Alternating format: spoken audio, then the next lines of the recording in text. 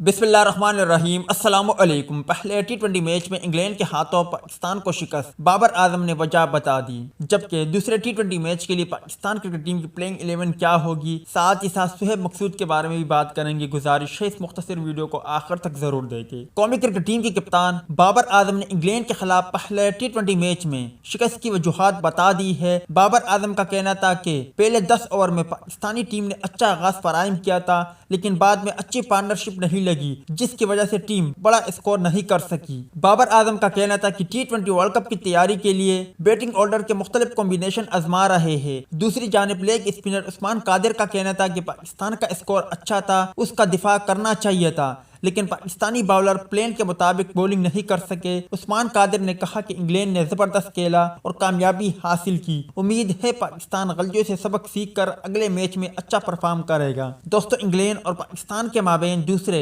ٹی20 match میں Pakistan cricket team کی playing 11 میں کوئی تبدیلی نہیں کی جائے گی۔ ہاں، بیٹنگ میں رد و بدل کی جا سکتی ہے، جبکہ اس کے علاوہ اگر خوشدل شاہ کی بات کرے تو خوشدل شاہ کو آخر کیا ہو گیا ہے، وہ تو گیند کو اٹھا بھی نہیں سکتے۔ مطلب کہ آصف علی جس طرح گیند کو اٹھاتے ہیں اس طرح خوشدل شاہ اٹھا نہیں سکتے، جس پر شائقین کرکٹر کہہ رہے ہیں کہ ٹی20 ورلڈ کپ میں ان کی جگہ شعیب ملک یا پھر شعیب مقصود کو شامل کرنا چاہیے۔ آپ بھائی کیا کہتے ہو، خوشدل شاہ کی جگہ شعیب مقصود یا شعیب ملک، کس کو موقع ملنا چاہیے؟